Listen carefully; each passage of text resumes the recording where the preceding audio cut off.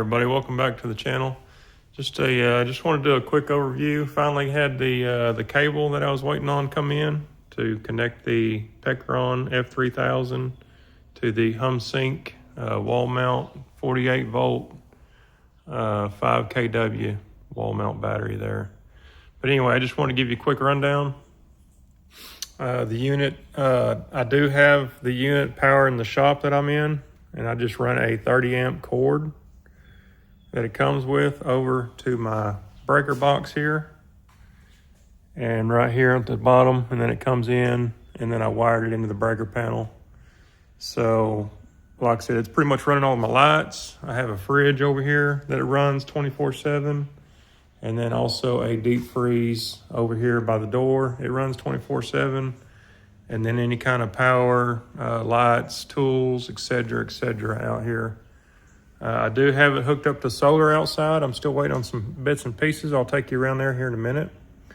But I do have it hooked into the solar on the XT60 here. And then I haven't even charged it yet off the wall socket, but I do have power running out here also. So if I do need to charge it on say a cloudy day or something like that, I can. But I've been running this connected now for probably 2 or 3 days. And as you can see, in that short amount of time, the power station itself is at 44%.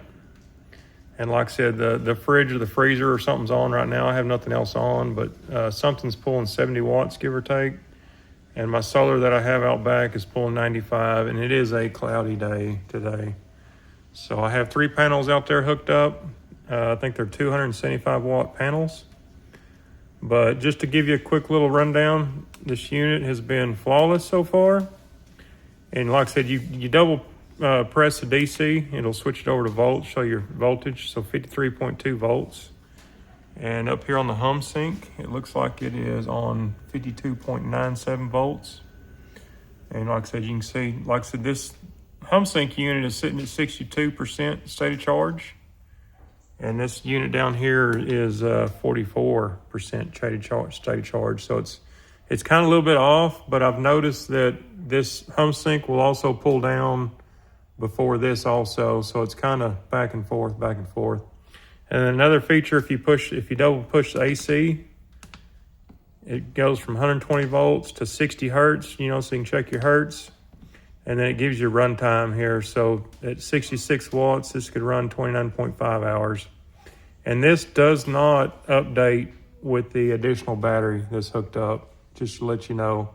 So this is just saying from what is coming in and what this unit has and the output, it'll run for 26.4. Like I said, it's not accounting for the extra battery. But like I said, everything works great here on the Pecron. Thrilled to have it. Like I said, it comes with a little bag with some solar inputs and the power cord. Nice manual and some quick start guides here also. But over here, probably the most important thing everybody's kind of wondering about. So I ordered the XT120. This is the XT120 here. And then it just goes down.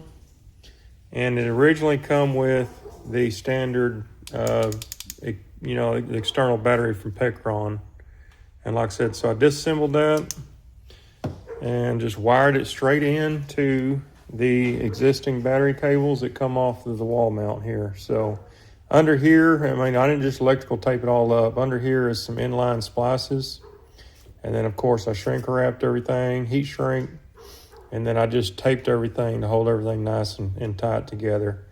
These cables inside, I'm pretty sure were 8 gauge wires. And then of course I got these going down to, I think these are 4. Yeah, these are 4. So a little bit of a size difference, but it's not a big deal because this unit here pulls a maximum of 3,600 watts is what it can do. I think it can go like 4,000 for a short time. So, this extra battery will probably pull no more than about 1,800 watts, give or take, because it's going to split it between the two anyway. So the 8 gauge is plenty for that. And like I said, I know it's kind of beefed up, but up here on the HumSync, these nice battery connections, they just clip into place, which is really, really nice. And just to give you a quick update on how I mounted this, I just put 2 2x4s across here one on the top and one on the bottom here. The bottom one, there's no mount on the bottom whatsoever. There's a piece that you mount on the back of the battery, and it's just a spacer. So there's nothing actually connected here on the bottom. All the connection here is up top. They give you a channel here that you mount to the 2x4, and there's little 90-degree brackets that actually attach the battery, and then you lift them up and just set them down on that bracket, almost like a flat screen TV wall mount or something, a lot of them like that. And then you got two little screws here that you put in to, that way the battery cannot come off. But yeah, it was, I'll be honest with you, it was a chore getting it up that high in the air. It was definitely a workout, but we got it done. And so far, this combination is working excellent. Like I said, I have a space heater here I'll turn on. And we'll turn on the 1500 watts here, just to kind of give you all a rundown of kind of the draw here. So we're pulling 1500 watts out of the unit here. And up here, if you can look here, we're pulling almost 20 amps out of the HumSync battery here. So that kind of tells you the difference, what it's splitting. So this is roughly pulling about 1,000 watts, pretty close to that at 20 amps. And so this is getting the other almost 500 watts. So that's kind of what it splits. So it kind of knows the battery, you know, is quite a bit bigger than this one versus this. So it's going to draw more out of that battery and then this one here. And like I said, the runtime is not accurate for both combined batteries. It's still thinking just this unit here is going to pull that at the same time. And then this is pretty cool. Once you have solar hooked up, it kind of has you a running total of what you produce. So I've produced 4 kilowatt hours of solar since I've had it turned on. So, but that just kind of gives you a rundown. And like I said, this unit up here, and like I said, back to this HumSync again, it is super responsive, which is awesome. And I really like this chart mode over here, which is pretty neat feature. So the white is the actual battery percentage that we've used up and down with the days and the nights. This middle is just the voltage.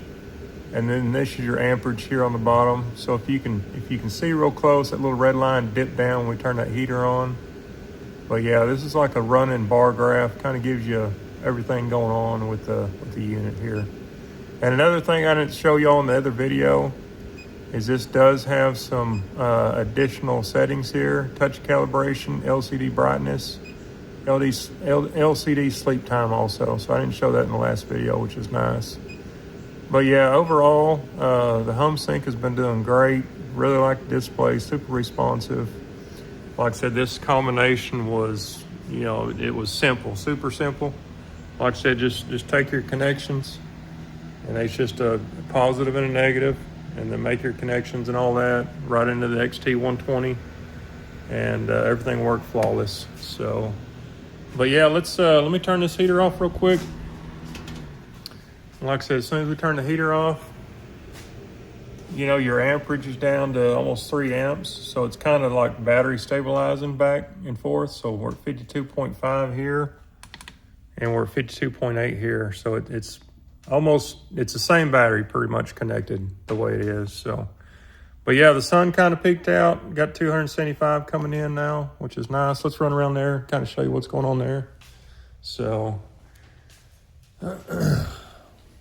as you can see today, it's kind of cloudy out today, so it's kind of hit and miss on the clouds. But I'm gonna mount this on the eco-worthy solo tracker back here in the back, but I'm still waiting on that. So I just have the 3 panels laying out here in the back, and each one is 275 watts.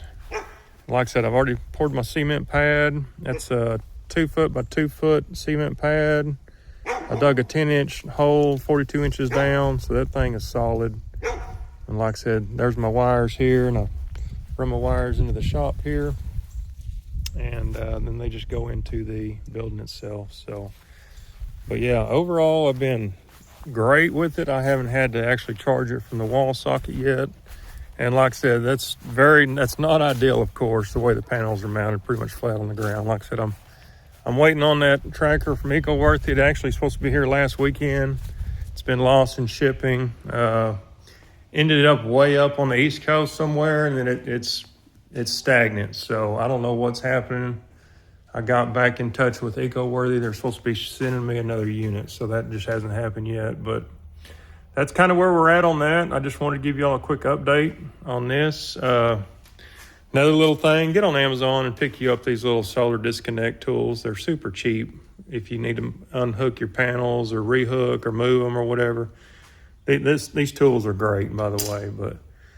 But yeah, this cable, the extension, I think this is $30 through the Pecron's website. Like I said, just take the end off. You can pretty much hook any external battery pretty much to them, as long as they're the 48 volt or 51.2 volt or however you want to say that. Everything's going to work there. So, but yeah, so far so great. No complaints. So if y'all got any questions or comments, leave them below. Appreciate it.